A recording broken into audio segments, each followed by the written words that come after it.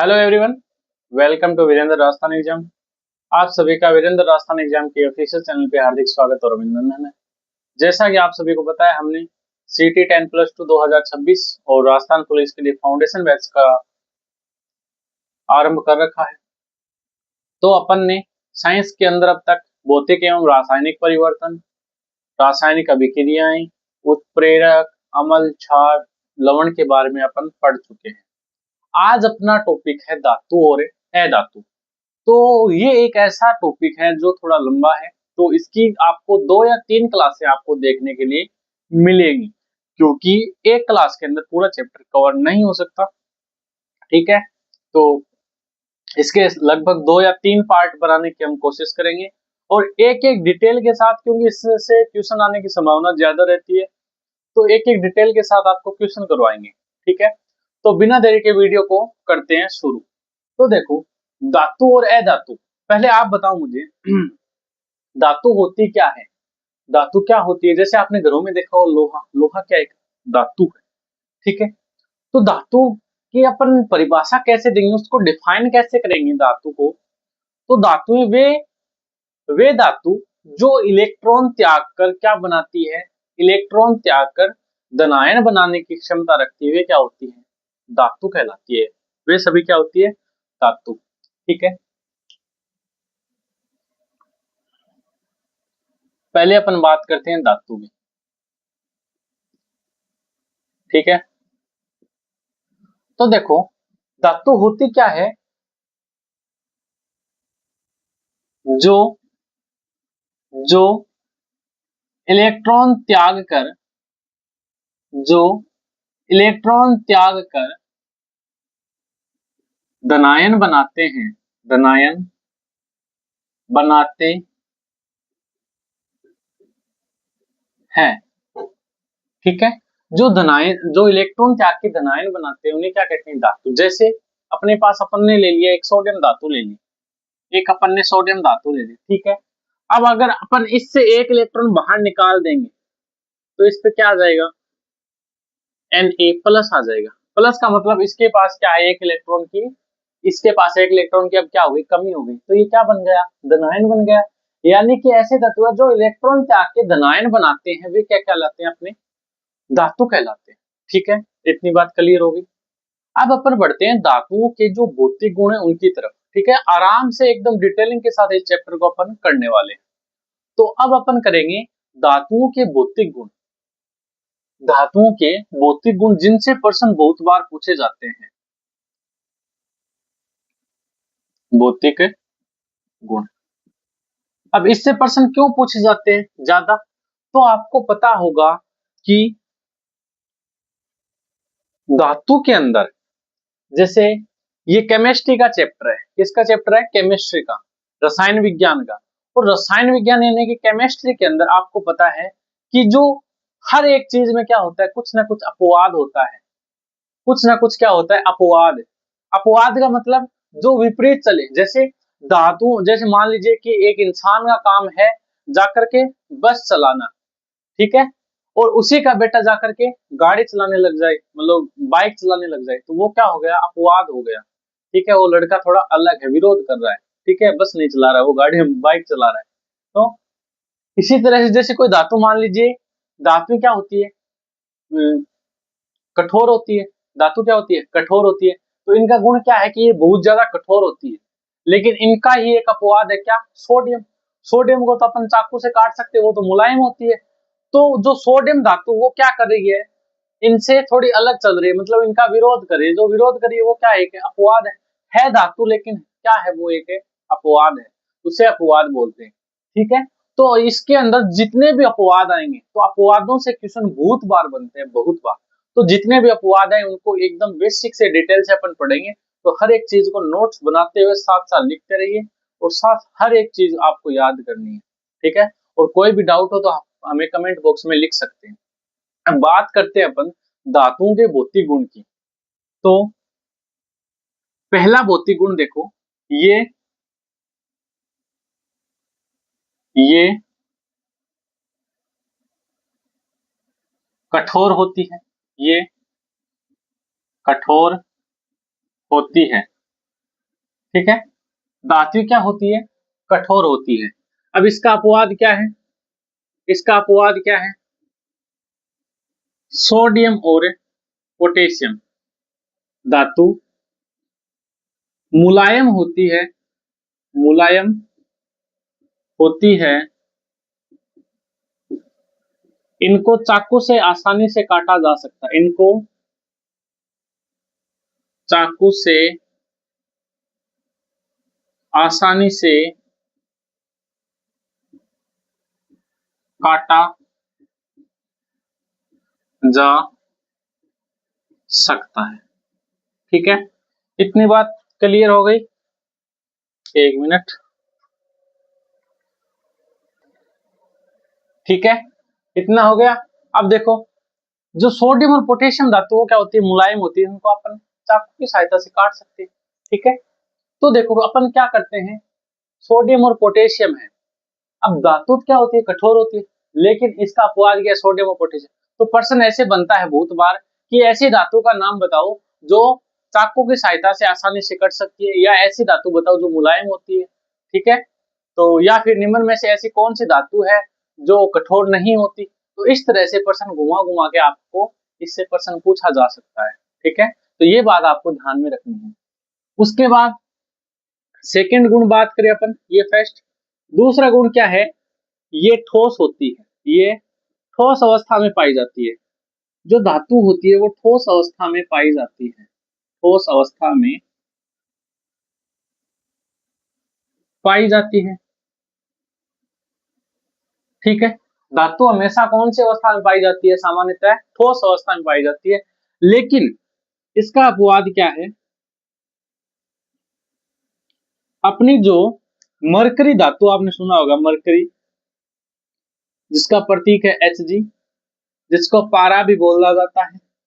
ठीक है, ये मरकरी कमरे के ताप पर, कमरे के ताप पर द्रव अवस्था में होती है। कौन सी अवस्था में होती है? द्रव अवस्था में। ठीक है, तो जो धातुएं हैं वो सामान्यतः ठोस अवस्था में होती है, लेकिन इसका अपवाद क्या है? मरकरी, जो कौन सी अवस्था में पाई जाती है? द्रव अवस्था में पाई जाती है। तो ये प्रश्न बहुत बार आया है कि ऐसी धातु का नाम बताओ जो कमरे के ताप पे द्रव अवस्था में पाई जाती है। या प्रश्न ऐसे दे सकता है, निम्न में से ऐसी कौन सी धातु है जो द्रव अवस्था में पाई जाती है, या ऐसी धातु बताओ जो ठोस अवस्था में नहीं पाई जाती। ठीक है, तो प्रश्न ऐसे बन सकता है। कौन सी है वो? पारा। कौन सी है? पारा। ये हो गया।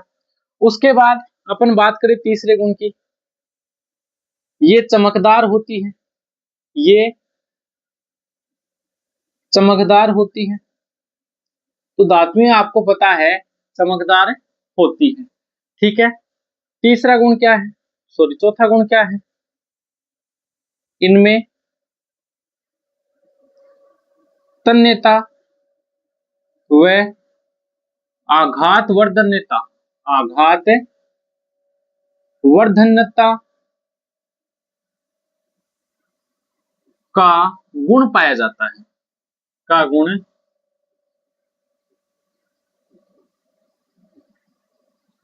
ठीक है, तो जो धातुएं होती है उनमें तन्यता और आघात वर्धन्यता का गुण पाया जाता है। अब तन्यता क्या होती है? आघात वर्धन्यता क्या होती है? तन्यता मतलब, तन्यता मतलब धातु को पीट पीट करके लंबा, मतलब कितना भी उसको लंबा कर सकते हैं। ठीक है, सेम आघात वर्धन्यता मतलब धातुओं को पीट पीट करके पतली चादर के रूप में परिवर्तित करना आघात वर्धन्यता कहलाता है। ठीक है, तो आघात वर्धन्यता मतलब क्या है? धातु को पीट पीट कर, धातु को पीट पीट कर पतली चादर बनाया जा सकता है, पतली चादर बनाया जा सकता है। ठीक है, तो धातु को पीट पीट कर अपन क्या बना सकते हैं? पतली चादर बना सकते हैं। तन्यता मतलब धातु को कितना भी लंबा करो वह उसकी लंबाई बढ़ती रहती है। जैसे सबसे अधिक तन्य धातु कौन सी होती है? ऐसा प्रश्न भी आता है। तो सबसे अधिक तन्य धातु आपकी चांदी और सोना। ठीक है, चांदी और सोना, Ag और Au, सिल्वर और गोल्ड। ठीक है, ये उसके प्रतीक है, चांदी और सोना। ठीक है, तो क्यों है? क्योंकि जो सोना है, सोने को अपन सोने को हम 1 ग्राम सोने से 2 किलोमीटर लंबा 2 किलोमीटर लंबा पतला तार बना सकते हैं। ठीक है, जो सोना है, मान लो 1 ग्राम सोना है, तो तन्यता गुण ये बोलता है कि सोने को कितना भी लंबा कर सकते हो। तो 1 ग्राम सोने से अपन 2 किलोमीटर लंबा पतला सोने का तार बना सकते हैं। मतलब इतना पतला हो जाएगा, अपने बाल से भी पतला हो जाएगा, लेकिन टूटेगा नहीं 2 किलोमीटर तक। ठीक है, इसे क्या बोलते हैं? तन्यता का गुण बोलते हैं। कौन सा गुण बोलते हैं? तन्यता का गुण। एक होता है आघात वर्धनता, मतलब धातु को पीट पीट करके पतली चादर के रूप में परिवर्तित किया जा सकता है। ठीक है, ये किसके गुण है? ये धातुओं के गुण है। और धातुओं के गुण देखें तो यहां तक दिख रहा है क्या? हाँ, देखो, पांचवी गुण की बात करें अपन, तो अगला गुण क्या है? अगला है धातुओं में ध्वनिकता का गुण। ठीक है, धातुओं में ध्वनिकता का गुण पाया जाता है। गुण पाया जाता है। अब ध्वनिकता क्या होती है? मतलब कि किन्हीं भी धातुओं का अगर अपन आपस में टकराएंगे तो उससे क्या होगी? ध्वनि उत्पन्न होगी। उससे क्या होगी? ध्वनि उत्पन्न होगी। इसे ही अपन क्या बोलते हैं? ध्वनिकता का गुण बोलते हैं। जब दो धातुओं को अपन टकराते हैं, उसको एक दूसरे से टक्कर करवाते हैं, तो हमेशा क्या उत्पन्न होगी? ध्वनि उत्पन्न होगी। और इसी गुण को क्या बोला जाता है? ध्वनिकता का गुण बोला जाता है। ठीक है, इतनी बात क्लियर हो गई? इतना लिख सकते हो आप।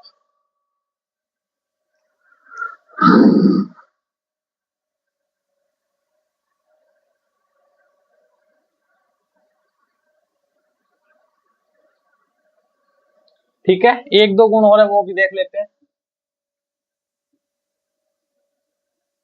जो धातुएं हैं, धातुएं विद्युत की सुचालक होती हैं।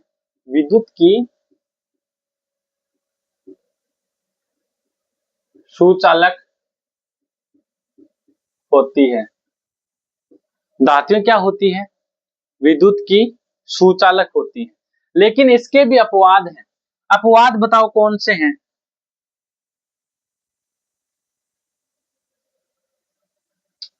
इसके अपवाद बताओ, ये प्रश्न बहुत बार एग्जाम में पूछा जाता है। ऐसी कौन सी धातु है जो विद्युत की कुचालक होती है, या फिर निम्न में से कौन सी धातु जो विद्युत की सुचालक नहीं होती? ऐसे प्रश्न घुमा घुमा आपसे पूछा जा सकता है। तो विद्युत की सुचालक होती है, लेकिन इसके अपवाद हैं जो कुचालक भी होती है। अपवाद क्या है?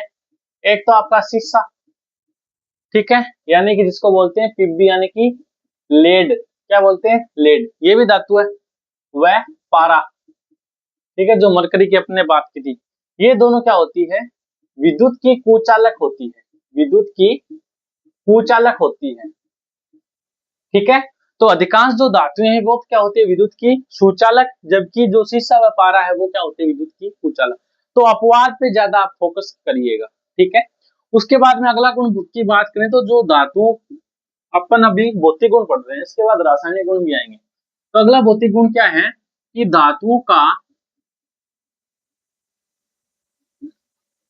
धातुओं का गलनांक व क्वथनांक अधिक होता है। जो धातुएं होती है उनका गलनांक भी अधिक होता है और क्वथनांक भी अधिक होता है। ठीक है, जैसे एक धातु अपन बात करें जो टंगस्टन है। ठीक है, टंगस्टन, तो टंगस्टन का गलनांक है वो कितना होता है? टंगस्टन को अपन कितने डिग्री पे पिघला सकते हैं? गाल सकते हैं। कितने पे? 3500 डिग्री सेल्सियस ताप पे। जब अपन टंगस्टन को 3500 डिग्री सेल्सियस का ताप देंगे, तभी वह पिघलना स्टार्ट होगी। ये इतनी ज्यादा इसका गलनांक होता है। ठीक है, तो धातु का गलनांक क्वथनांक क्या होता है? उच्च होता है, अधिक होता है। ये अपन के धातुओं के भौतिक गुण। धातुओं के भौतिक गुण आपको अच्छे समझ में आ गए होंगे। एक बार फिर से बता देता हूँ, इससे प्रश्न बनते हैं। देखो, धातु क्या होती है? कठोर होती है, ठीक है। अपवाद क्या है, सोडियम और पोटेशियम धातु जो मुलायम होती है, इनको चाकू की सहायता से अपन काट सकते हैं, ये हो गया। दूसरा, ये ठोस अवस्था में पाई जाती है, धातु क्या होती है, ठोस अवस्था में पाई जाती है। अपवाद क्या है, मरकरी जो द्रव अवस्था में पाई जाती है, ठीक है। धातु क्या होती है, चमकदार होती है। धातुओं में तन्यता का गुण पाया जाता है, जिसमें सोना व चांदी है, 1 ग्राम सोने से 2 किलोमीटर लंबा तार बना सकते हैं। आघात वर्धनता मतलब धातु को पीट पीट करके पतली चादर के रूप में बदल सकते हैं, जैसे लोहे को पीट पीट करके उसका आकार चेंज करते हैं ना। अगला है ये धातुएं विद्युत की सुचालक होती है, जबकि जो शीशा व पारा धातु वो विद्युत की कुचालक होती है। धातुओं का गलनांक व क्वथनांक अधिक होता है, ठीक है।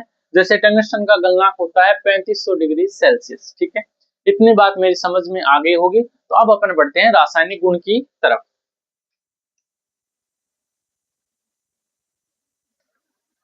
अब अपन बात करते हैं धातुओं के रासायनिक गुण की, ठीक है। अब धातुओं के रासायनिक गुण देखते हैं। रासायनिक गुण के अंदर अपना पहला गुण है ऑक्सीजन के साथ क्रिया। किसके साथ,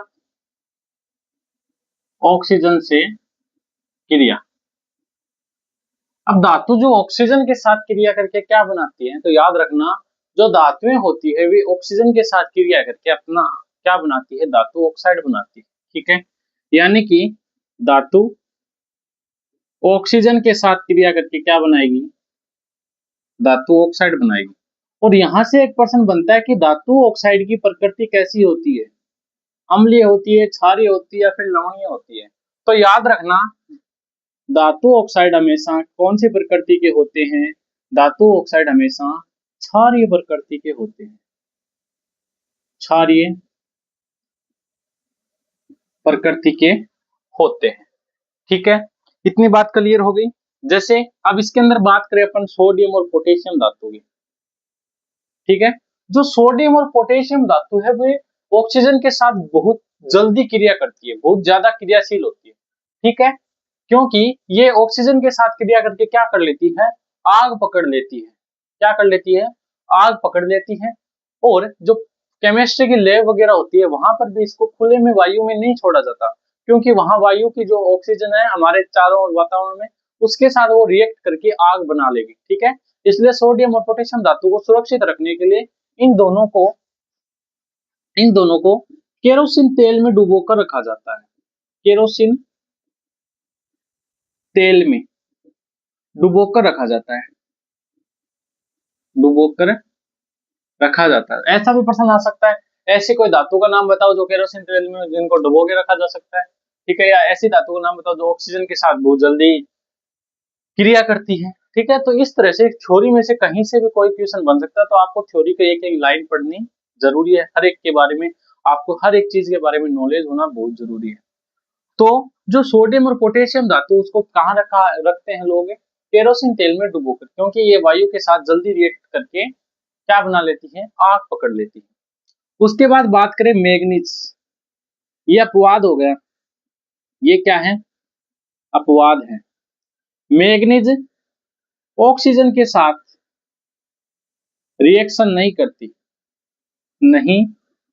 है। जो मैग्नीज धातु है वो ऑक्सीजन के साथ क्रिया नहीं करती, ठीक है।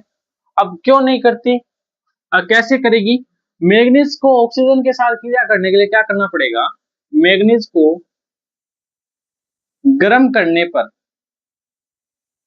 करने पर यह ऑक्सीजन से क्रिया करती है, रिएक्शन करती है, ठीक है।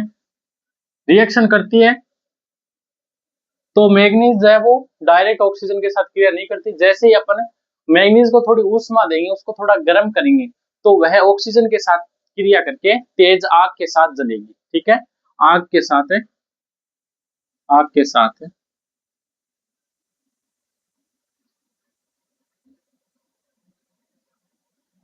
जलेगी। इतनी चीज क्लियर हो गई, लिख सकते हैं आप।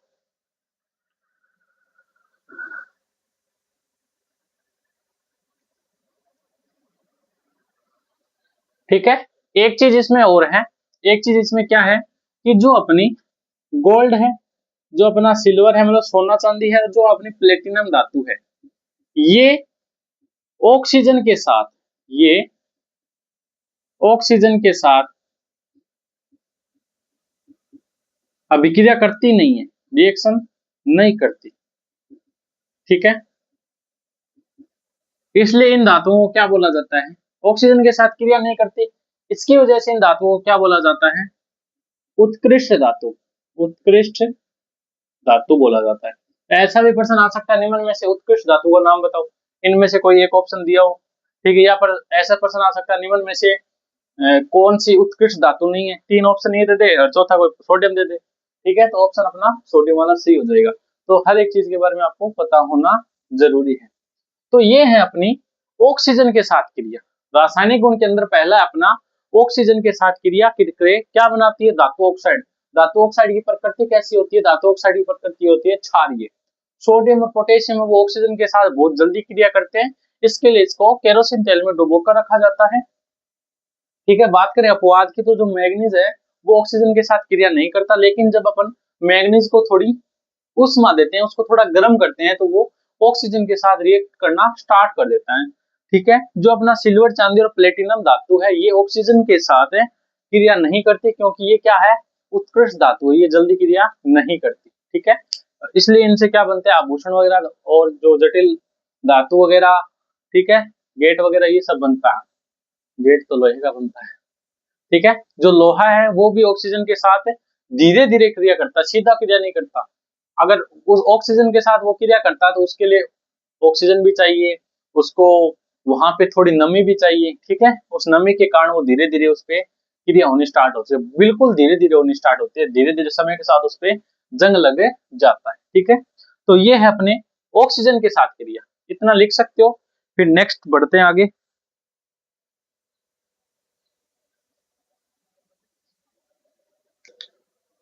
अब देखो, अब अपना दूसरा रासायनिक गुण है धातुओं की जल के साथ अभिक्रिया। अब अपन क्या देखेंगे, दूसरा अपना रासायनिक गुण है धातुओं की जल के साथ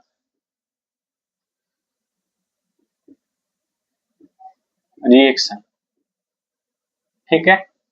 अब देखो, जो धातुएं होती हैं वे ऑक्सीजन के साथ क्रिया करके तो सिर्फ धातु ऑक्साइड बनाती है, लेकिन जब धातु जल के साथ क्रिया करती है, अब देखो जल में तो ऑक्सीजन भी है, जल में तो ऑक्सीजन भी है, ठीक है, तो वो ऑक्सीजन के साथ क्रिया करके तो क्या बना लेगी, अपना धातु ऑक्साइड बना लेगी, और जो हाइड्रोजन बचता है वो हाइड्रोजन गैस बाहर निकाल देगी, ठीक है।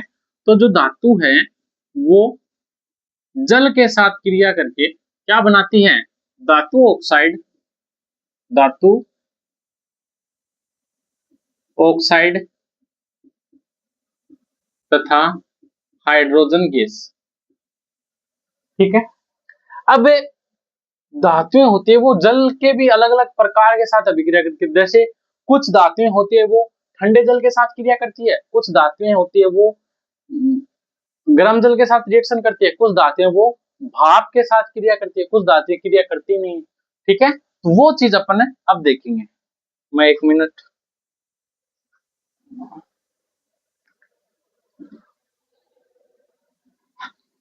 अब देखो, आपको पता है धातु जल के साथ क्रिया करके क्या बनाती है, धातु ऑक्साइड तथा जल का निर्माण करती है। अब जल भी अलग अलग प्रकार के होने चाहिए, जैसे पहला है ठंडे जल के साथ, ठंडे जल के साथ। अब ठंडे जल के साथ रिएक्शन कौन सी धातु करती है, ठंडे जल के साथ क्रिया करती है सोडियम, पोटेशियम और कैल्शियम, ठीक है। सोडियम, पोटेशियम और कैल्शियम ये ठंडे जल के साथ क्रिया करके एक तो धातु ऑक्साइड बनाएगी और साथ में क्या निकालेगी, हाइड्रोजन गैस निकालेगी। अब इसमें देखो एक खासियत बात है कि जो अपना पोटेशियम और सोडियम है, ये जब ठंडे जल के साथ क्रिया करती है, जब सोडियम और पोटेशियम ठंडे जल से क्रिया करती है, तो आपको पता है हाइड्रोजन गैस निकलती है। क्या निकलती है, हाइड्रोजन गैस निकलती है। यह हाइड्रोजन गैस इतनी तेजी से निकलती है, इतनी तेजी से पानी की सतह पर ही, पानी की सतह पर ही आग पकड़ लेती है, आग पकड़ लेती है। जब अपन वो मिस्टर इंडियन वाला एक्सपेरिमेंट देखा था ना, जब सोडियम या पोटेशियम, सोडियम था या पोटेशियम, उसको पानी एक तालाब के में डाला गया, तो जैसे ही उसमें से हाइड्रोजन गैस बननी स्टार्ट हुई, वह हाइड्रोजन गैस उस पानी की सतह पे क्या कर लेती है, उस पानी की सतह पे आग पकड़ लेती है। ठीक है, हाँ बाद में ले ली।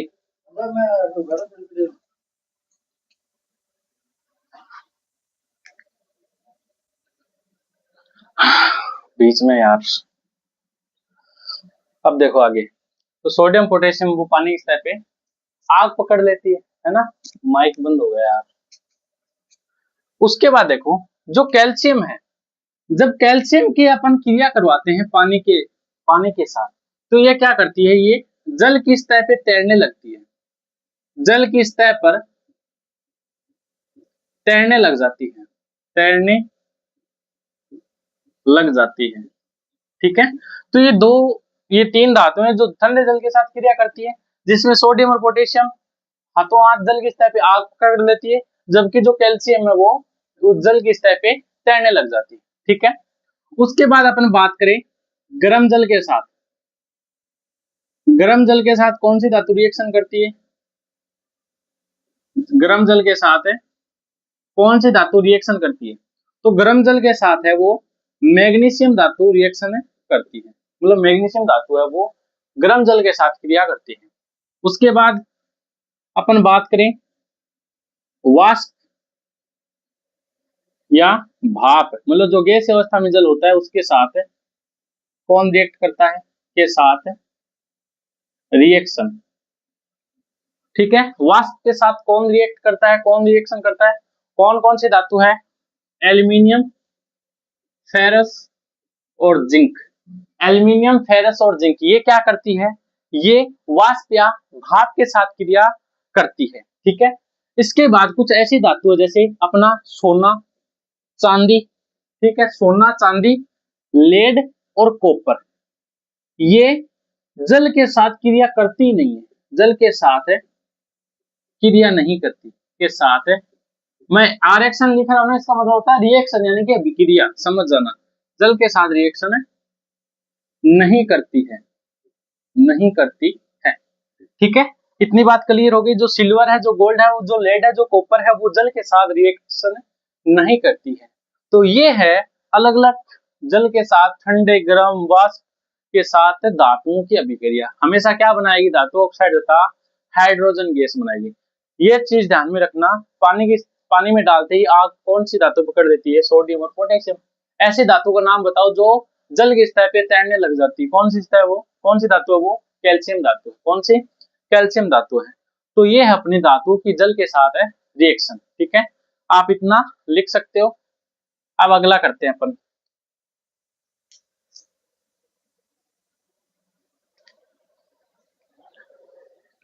अब देखो इसके बाद यहीं पे बता देता हूं, इसके बाद अगली जो रिएक्शन है वो है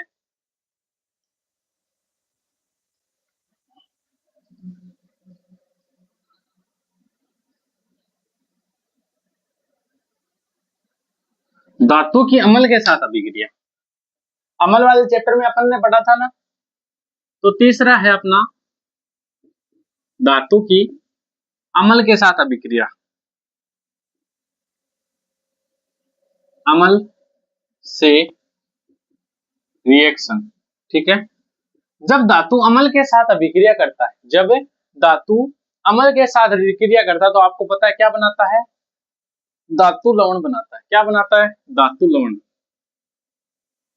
धातु अम्ल के साथ क्रिया करती है, क्या बनाता है, धातु लवण, धातु लवण प्लस हाइड्रोजन गैस। ठीक है, यही बनाती है। अब देखो जैसे कोई अपवाद, इसका भी अपवाद है। जैसे एक अम्ल है नाइट्रिक अम्ल, जो धातु है वो नाइट्रिक अम्ल के साथ क्रिया नहीं करती, नो रिएक्शन। अब इसके साथ क्रिया क्यों नहीं करती, नाइट्रिक अम्ल के साथ क्रिया क्यों नहीं करती, क्योंकि ये क्या है, यह एक परबल परबल ऑक्सीकारक है। ये क्या एक परबल ऑक्सीकारक है। तो नाइट्रिक अम्ल है, इसका नाम क्या है? नाइट्रिक अम्ल। नाइट्रिक अम्ल के साथ कोई भी अभिक्रिया नहीं करती क्योंकि वह क्या एक है? परबल ऑक्सीकारक है। ये होगी धातु की अम्ल के साथ क्रिया। एक होती है धातु की अधातु के साथ अभिक्रिया।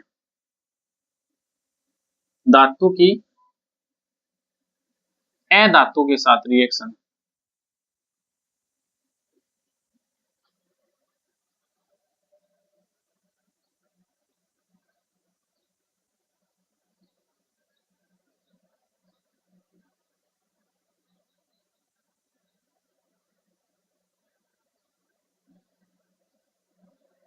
ठीक है, अब बताओ धातु अधातु के साथ रिएक्शन करके क्या बनाती है? मैं साइड डाल लेता हूँ यार, मैं मार्कर भी ना, कितनी बार समझा दिया मार्कर को सुधर जा सुधर जा, सुधरता ही नहीं है। चैप्टर तो आपको अच्छे समझ में आ रहा होगा, चैप्टर समझ में नहीं आ रहा तो बता देना रे, मैं फिर से समझा दूंगा, है ना। अब देखो, जब धातु अधातु के साथ क्रिया करती है तो किसका निर्माण होता है? आयनिक यौगिकों का। ठीक है, धातु अधातु के साथ क्रिया करती है तो किसका निर्माण होता है? आयनिक यौगिक का। तो ये थे धातुओं के भौतिक व रासायनिक गुण। ठीक है, तो धातुओं के आप भौतिक और रासायनिक गुण अच्छे से समझ गए होंगे। अब अपन कुछ इंपॉर्टेंट जो धातुएं हैं जिनसे क्वेश्चन हर बार एग्जाम में बनते रहते हैं, कुछ मिश्र धातु है। ठीक है, अब अपन उस चीज पर बिल्कुल डिटेल से हर एक धातु के बारे में बिल्कुल डिटेल से पढ़ने वाले हैं। ठीक है, तो धातु लिखने में टाइम लग सकता है तो मैं पहले लिख लेता हूँ उसको। ठीक है, तो आप इतना कर सकते हो क्योंकि वीडियो को हमें छोटा भी करना है, लॉन्ग वीडियो अपलोड होने में टाइम लगता है, फिर टाइम पे क्लास अपलोड नहीं हो पाती। अब देखो, अब अपन पढ़ने वाले हैं कुछ इंपॉर्टेंट धातुओं के बारे में। जैसे अपनी पहली धातु कौन सी है? सोडियम धातु है। तो सोडियम धातु के अपन सोडियम धातु के बारे में पढ़ेंगे, सोडियम धातु के भौतिक गुणों के बारे में पढ़ेंगे, रासायनिक गुणों के बारे में पढ़ेंगे। ठीक है, तो सोडियम धातु से किस प्रकार से प्रश्न बन सकते हैं, ठीक है, उन सभी वन लाइनर को अपन एक्सप्लेन करने वाले हैं। तो देखो, सबसे पहले सोडियम धातु प्राप्त कैसे की जाती है, सोडियम धातु का निष्कर्षण कैसे होता है? तो सोडियम धातु का निष्कर्षण दो विधियों द्वारा होता है, एक तो अपनी कास्टनर विधि, एक अपनी डाउन विधि। अब कास्टनर विधि और डाउन विधि क्या होती है? जैसे कास्टनर विधि के अंदर क्या किया जाता है, जैसे इसमें ये ले लेंगे अपन, एक है सोडियम हाइड्रोक्साइड ले लेंगे। ठीक है, और इस सोडियम हाइड्रोक्साइड का क्या कराएंगे? विद्युत अपघटन, जल विद्युत अपघटन। ठीक है, जल विद्युत अपघटन करवाएंगे सोडियम हाइड्रोक्साइड का, तो हमें सोडियम धातु प्राप्त हो जाएगी। इस विधि को क्या बोलते हैं? इस विधि को बोलते हैं कास्टनर विधि। ठीक है, एक दूसरी विधि अपनी डाउन विधि। ठीक है, डाउन विधि, डाउन विधि में क्या किया जाता है? सोडियम क्लोराइड का क्या किया जाता है? जल विद्युत अपघटन करवाया जाता है, तो हमें क्या प्राप्त होती है? सोडियम धातु प्राप्त होती है। और डाउन विधि के अंदर सोडियम धातु बड़े बड़े पत्थरों के रूप में, बड़े बड़े ठोस चट्टानों के रूप में हमें ये सोडियम प्राप्त होता है। ठीक है, मतलब ज्यादा मात्रा में प्राप्त होता है, इसका मतलब ये। तो सोडियम के निष्कर्षण की कितनी विधि है? दो। कौन कौन सी? कास्टनर विधि और डाउन विधि। कास्टनर विधि में क्या होता है? सोडियम हाइड्रोक्साइड का जल विद्युत अपघटन, और डाउन विधि में क्या होता है? सोडियम क्लोराइड का जल विद्युत अपघटन। उसके बाद अपन बात करें भौतिक गुण की, तो जो सोडियम धातु होती है ये चांदी के समान, ठीक है, सोडियम धातु क्या होती है? चांदी के समान सफेद होती है, चांदी के समान सफेद। ठीक है, चांदी के समान सफेद होती है। सोडियम धातु मुलायम होती है, मुलायम होती है। ठीक है, मैंने आपको बताया था ना, सोडियम बहुत ही मुलायम होती है, इसको चाकू से काटा जा सकता है, चाकू से भी काटा जा सकता है, काटा जा सकता है। ठीक है, इतनी बात हो गई। उसके बाद अपन बात करें जो सोडियम है, सोडियम पानी से भी हल्की होती है, पानी से हल्की होती है और सतह पर तैरने लगती है, सतह पर तैरने लगती है। जो सोडियम धातु है वो पानी से भी क्या होती है, हल्की होती है और जो पानी की सतह है उस पे तैरने लग जाती है। उसके बाद अपन आगे बात करें, जो सोडियम धातु है वो विद्युत की क्या होती है, विद्युत की सुचालक होती है, सुचालक होती है। ठीक है, तो सोडियम धातु क्या होती है, विद्युत की सुचालक होती है। और इसकी बात करें तो ये जो सोडियम धातु है, सोडियम धातु बेंजीन और ईथर के साथ, सोडियम धातु बेंजीन तथा ईथर के साथ, ईथर के साथ विलयशील होती है, विलयशील होती है। ठीक है, तो जो सोडियम धातु वो बेंजीन तथा ईथर के साथ क्या होती है, विलयशील होती है। तो ये है इसके भौतिक गुण। ये क्या है, सोडियम के भौतिक गुण। तो देखो, सोडियम का निष्कर्षण दो विधि द्वारा होता है, एक कास्टनर विधि, एक डाउन विधि। सोडियम धातु के भौतिक गुण की बात करें तो सोडियम धातु चांदी के समान सफेद होती है, सोडियम धातु बहुत ही मुलायम होती है, सोडियम धातु को अपन चाकू की सहायता से आसानी से काट सकते हैं। सोडियम धातु है वो पानी से भी हल्की होती है और इसकी सतह पे तैरने लगती है। सोडियम धातु वो विद्युत की सुचालक होती है। सोडियम धातु बेंजीन तथा ईथर के साथ है वो विलयशील होती है, बेंजीन तथा ईथर के साथ है विलयशील होती है, बेंजीन और ईथर। ठीक है, जो 11th 12th की केमिस्ट्री के अंदर पढ़ाया जाता है, 10th में भी उसका एक नाम जिगर वगैरह आता है, जैसे बेंजीन की संरचना कुछ इस प्रकार से होती है। ठीक है, ये क्या है अपना बेंजीन, ये क्या है कि बेंजीन है। ठीक है, अब इसके OH लगा दे, ये फिनोल बन गया। ठीक है, तो ये क्या है कि बेंजीन है, इसको ऐसे भी लिख सकते हैं अपन, ऐसा है ना, कुछ इस प्रकार से होता है ऐसे। ठीक है, इस प्रकार से उसकी आकृति होती है। तो ये है अपना सोडियम के भौतिक गुण। अब अपन देखते हैं सोडियम से बने हुए कुछ आयनिक यौगिक। जैसे सोडियम से क्या बनता है, सोडियम से सोडियम क्लोराइड बनता है। तो सोडियम क्लोराइड का उपयोग अपन घरों में खाद्य परीक्षण में करते हैं, घरों में खाद्य परीक्षण में मतलब भोजन वगैरह बनाने में सोडियम क्लोराइड का प्रयोग किया जाता है और प्रयोगशालाओं में किया जाता है, प्रयोगशालाओं में किया जाता है, प्रयोगशालाओं में। ठीक है, ये है सोडियम क्लोराइड। एक होता है सोडियम हाइड्रोक्साइड। ठीक है, तो सोडियम से सोडियम हाइड्रोक्साइड भी बनता है, फिर से बना सकते हैं अपन। तो सोडियम हाइड्रोक्साइड, सोडियम हाइड्रोक्साइड का दूसरा नाम क्या है, सोडियम हाइड्रोक्साइड का दूसरा नाम मैंने कल आपको पढ़ाया था, कास्टिक सोडा। क्या नाम है, कास्टिक है सोडा। ठीक है, इसका प्रयोग किसमें किया जाता है, सोडियम कार्बोनेट, सोडियम बाइकार्बोनेट वगैरह बनाने के लिए। एक है अपना सोडियम कार्बोनेट, सोडियम कार्बोनेट। एक है, इससे बना सकते हैं अपन सोडियम हाइड्रोजन कार्बोनेट। ठीक है, तो ये क्या है, सोडियम के यौगिक हैं जिनका उपयोग मैंने कल वाली क्लास में मैं इनका पूरा एकदम डिटेल में इसका बता चुका हूँ, तो बताने की कोई आवश्यकता नहीं है। ठीक है, जिसने कल वाली क्लास नहीं देखी है, डिस्क्रिप्शन में हमारे कोर्स का लिंक दिया गया है, उसमें अब तक जितने भी साइंस के अंदर क्लास करवा दी है वो सारी क्लासें आपको मिल जाएगी। तो उस डिस्क्रिप्शन के लिंक को आप चेक कर सकते हो, और ये लवण वाले टॉपिक में मैंने ये पूरा पढ़ा दिया है, तो आप देख सकते हैं। ठीक है, तो अपना सोडियम करते हैं अभी कंप्लीट यहीं पे।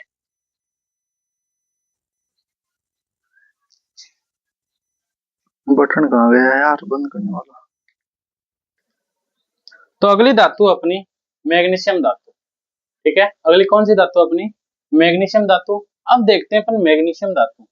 तो मैग्नीशियम धातु आपने, ठीक है, मैग्नीशियम एक धातु होती है जो कौन से जल के साथ क्रिया करती है, गर्म जल के साथ। ऐसी धातु का नाम बताओ जो गर्म के जल के साथ आसानी से क्रिया कर लेती है, कौन है वो, मैग्नीशियम। ऐसे प्रश्न आ सकता है, तो नॉट बी डाउन। तो जो मैग्नीशियम में होती है वो चमकदार होती है, ठीक है, चमकदार होती है, किसकी तरह होती है, चांदी की तरह, चांदी की तरह चमकदार होती है, ठीक है। और जो मैग्नीशियम है वो ऑक्सीजन के साथ क्रिया करके धीरे धीरे अपने ऊपर मैग्नीशियम ऑक्साइड की परत बना लेती है। इसलिए जब अपन मैग्नीशियम रिबन को जलाते हैं तो उसको जलाने से पहले, मैग्नीशियम को जलाने से पहले रेगमाल से रगड़कर उसको साफ किया जाता है ताकि उसको आसानी से जलाया जा सके, ताकि उसको आसानी से जलाया जा सके। ऐसा भी एक क्वेश्चन आ सकता है, क्यों मतलब कथन आ जाए, या जैसे बोर्ड वगैरह के एग्जाम में क्वेश्चन भी आता है कि मैग्नीशियम को रगड़कर साफ क्यों किया जाता है।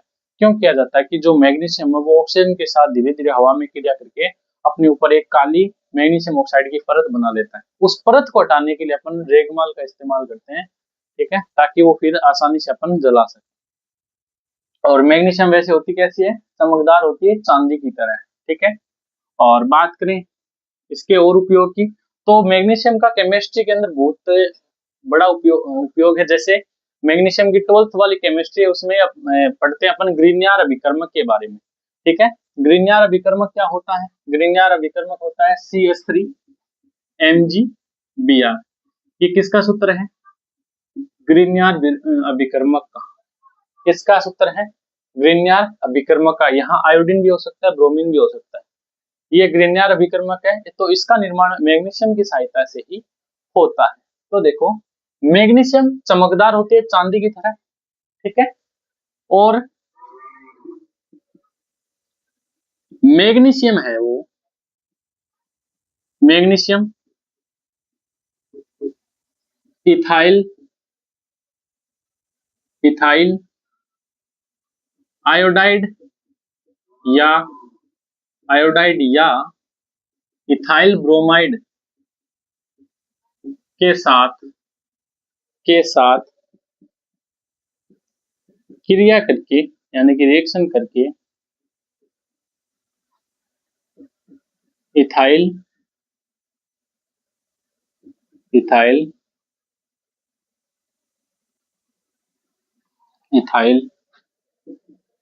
मैग्नीशियम ब्रोमाइड या इथाइल मैग्नीशियम आयोडाइड का निर्माण करती है,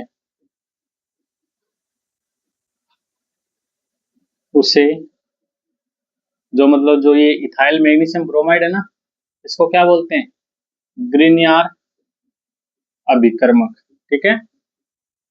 ऑर्गेनिक केमिस्ट्री में इसका बहुत बड़ा रोल है, ठीक है। जैसे ब्रोमाइड वाला आ जाए तो ग्रिग्नार्ड अभिकर्मक कौन सा होता है, CH3MgBr। आयोडाइड का पूछ ले तो CH3Mg आयोडीन, ठीक है। ये क्या अपना ग्रिग्नार्ड अभिकर्मक। उसके बाद अपन बात करें मैग्नीशियम के यौगिकों के बारे में। जैसे मैग्नीशियम से बनता है एक MgSO4।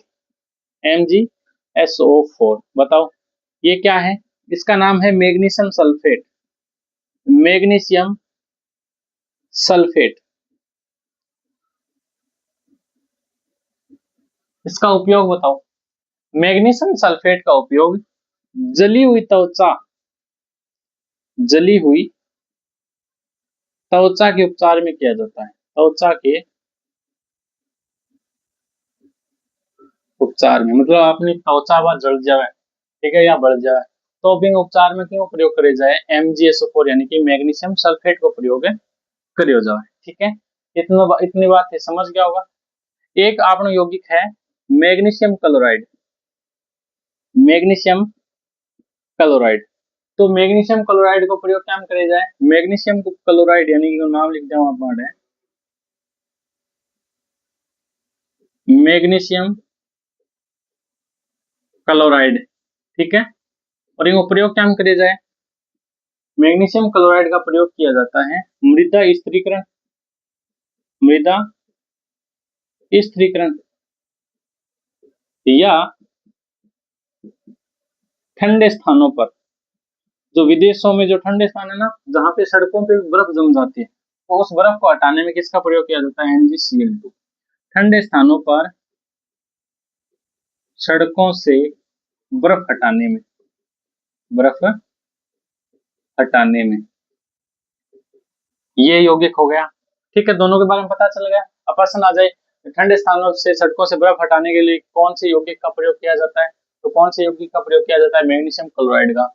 कौन सी धातु का प्रयोग होता है उसमें? कौन सी का होता है? मैग्नीशियम का। ठीक है, जली हुई त्वचा के उपचार में किसका प्रयोग किया जाता है? प्रश्न आ सकते हैं ऐसे, जली हुई त्वचा के उपचार में किसका उपयोग होता है? कौन से यौगिक का उपयोग होता है? तो मैग्नीशियम सल्फेट का उपयोग होता है। ठीक है, जैसे एक अपना है मैग्नीशियम हाइड्रोक्साइड, ये तो हम दिन रात काम में लेते हैं इसका प्रयोग, तो मैग्नीशियम हाइड्रोक्साइड। अब आप बताओ मैग्नीशियम हाइड्रोक्साइड क्या है? मैग्नीशियम हाइड्रोक्साइड, ठीक है, इसका रासायनिक नाम क्या है? Magnesium hydroxide. ठीक है, और इसका प्रयोग किया जाता है इनो के अंदर। किसके अंदर? इनो के अंदर। जो अपना इनो बनता है ना, 6 सेकंड में एसिडिटी गायब। ठीक है, यानी कि इसको बोला जाता है मिल्क ऑफ मैग्नीशिया। आपने नाम सुना होगा। प्रश्न भी आ सकता है, निम्न में से मिल्क ऑफ मैग्नीशिया का सूत्र बताओ, या एमजी मतलब मैग्नीशियम हाइड्रोक्साइड का प्रयोग किसमें किया जाता है? ठीक है, मिल्क ऑफ मैग्नीशिया। ठीक है, या फिर मतलब मिल्क ऑफ मैग्नीशिया का उपयोग किसमें किया जाता है? पेट की अति अम्लता, पेट की अति अम्लता दूर करने में, दूर करने में, जो पेट के अपने अंदर जो एसिडिटी है, उस एसिडिटी को दूर करने में किसका प्रयोग किया जाता है? मैग्नीशियम हाइड्रोक्साइड का प्रयोग किया जाता है। ठीक है, तो ये है मैग्नीशियम के बारे में, समझ गए। मैग्नीशियम चांदी की तरह चमकदार होती है। मैग्नीशियम इथाइल आयोडाइड या इथाइल ब्रोमाइड के साथ क्रिया करके ग्रिग्नार अभिकर्मक का निर्माण करती है। मैग्नीशियम सल्फेट का प्रयोग जली हुई त्वचा के उपचार में होता है। मैग्नीशियम क्लोराइड का प्रयोग मृदा स्थिरीकरण और ठंडे स्थानों पर सड़कों से बर्फ हटाने में किया जाता है। और मैग्नीशियम हाइड्रोक्साइड का प्रयोग है वो मिल्क ऑफ मैग्नीशिया के रूप में जो पेट की एसिडिटी है उसको दूर करने में किया जाता है। ठीक है, ये अपना मैग्नीशियम के बारे में। ठीक है, आप लिख सकते हो, वीडियो का स्क्रीनशॉट भी ले सकते हो। और एक बात, क्लास डाउनलोड मत करो यार। ठीक है, डाउनलोड करके कहीं डाल देते हो, मैंने एक दो देखा है। और डाउनलोड करोगे तो आपके सर का ही घाटा होगा, सर का भी तो घाटा नहीं करवा सकते। वॉच टाइम नहीं बढ़ेगा, वॉच टाइम नहीं बढ़ेगा, पैसे नहीं आएंगे, पैसे नहीं आएंगे तो यहाँ पढ़ाने का मोटिवेशन नहीं आएगा, है ना। क्योंकि घर वाले भी फिर सुनाते रहते हैं, ऐसे ही पूरे दिन लगा रहता है बिना पैसों, है ना। तो क्लास को अच्छे से पूरा देखिए, कंटेंट में कोई कमी नहीं आएगी। ऐसा कंटेंट आपको किसी चैनल पे नहीं मिलेगा। इतने डीपली कोई भी टीचर आपको पढ़ा दे, उस चैनल का मुझे नाम बता दीजिए कि सर इस चैनल ने इतना डीपली पढ़ा रखा है। अगर किसी ने पढ़ा रखा है तो वो पुराने वाले वीडियो मिल सकते हैं। जो न्यू अपडेटेड 2026 का कंटेंट है वो अगर किसी ने पढ़ा रखा है तो बता दीजिए। फ्री में तो किसी ने नहीं पढ़ा रखा, एमसीक्यू सबने पढ़ा रखे हैं। ठीक है, थ्योरी के हिसाब से कोई नहीं पढ़ा रखा, मैं पढ़ाता हूँ ना। तो देखो, नेक्स्ट बढ़ते हैं धातु की तरफ। अब देखो अगली धातु अपनी एल्यूमिनियम। अगली धातु कौन सी है? एल्यूमिनियम है। एल्यूमिनियम का उपयोग किसमें किया जाता है? मतलब एल्यूमिनियम और इनकी मिश्र धातु, ठीक है, मतलब एल्यूमिनियम से बनी हुई कोई भी मिश्र धातु है, इनका प्रयोग किसमें किया जाता है?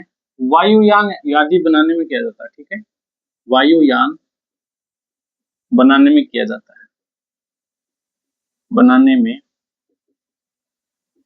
किया जाता है। और एल्यूमिनियम का प्रयोग किया जाता है इसके जो इसकी पन्नी मतलब एल्यूमिनियम का एकदम पतली चादर के रूप में, एकदम पतली, ठीक है, मतलब उसको पन्नी बोलते हैं। इसकी पन्नी से मिठाई या जो सिगरेट वगैरह है ना, मिठाई या सिगरेट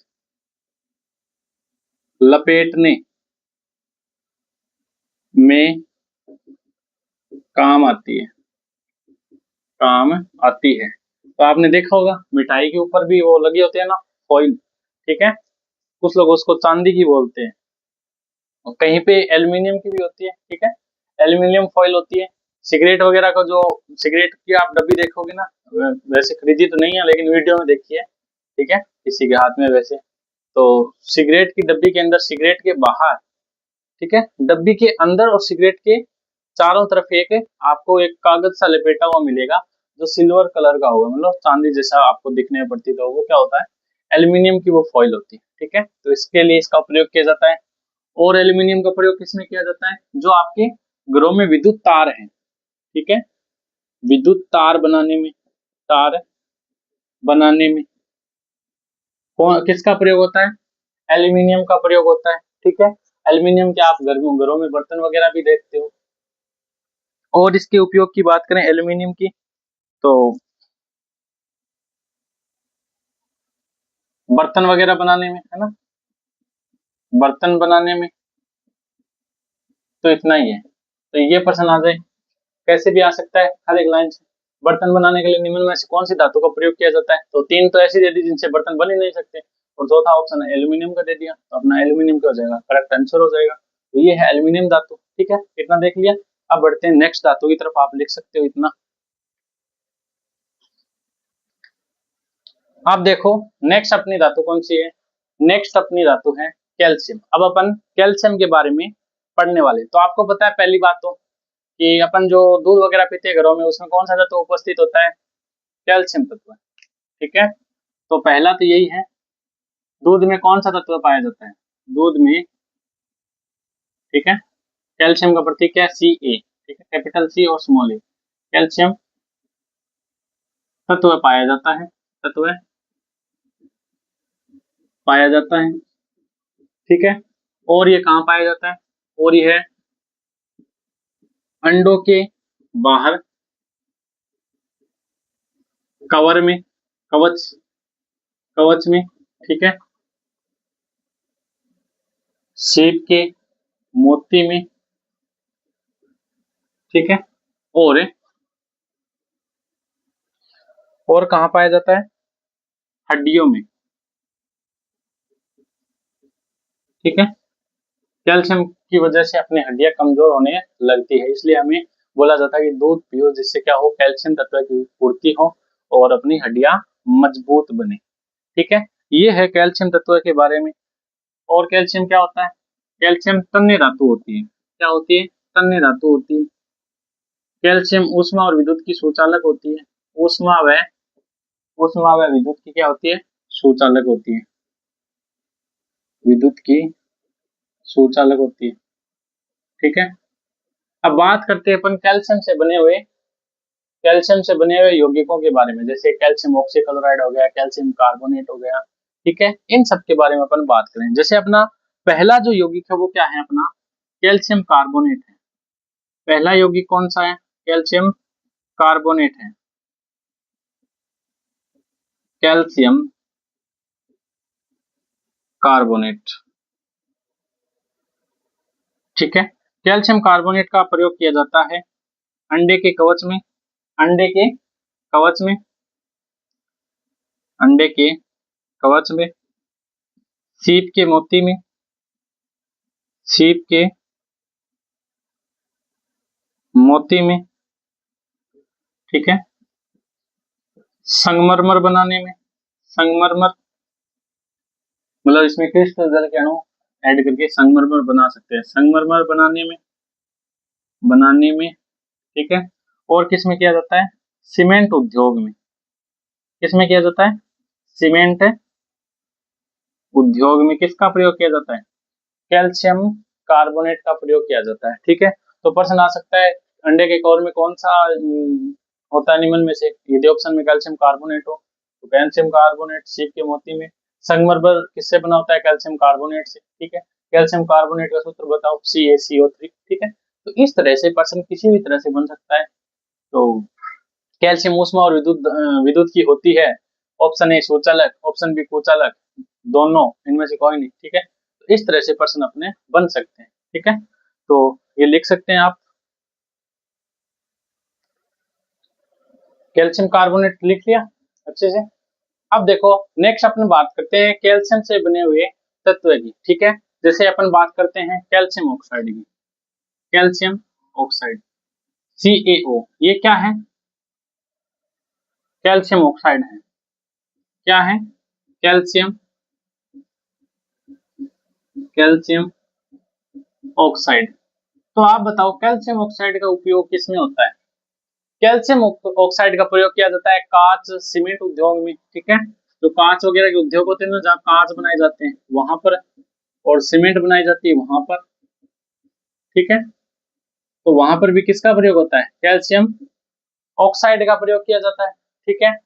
या कैल्शियम ऑक्साइड का प्रयोग किया जाता है चमकदार रोशनी उत्पन्न करने में, चमकदार रोशनी उत्पन्न करने में। तो ये क्या है अपना कैल्शियम ऑक्साइड के बारे में। उसके बाद अगर अपन और बात करें तो कैल्शियम का है एक कैल्शियम ऑक्सीक्लोराइड CaOCl2। इसका नाम क्या है? Calcium oxychloride, calcium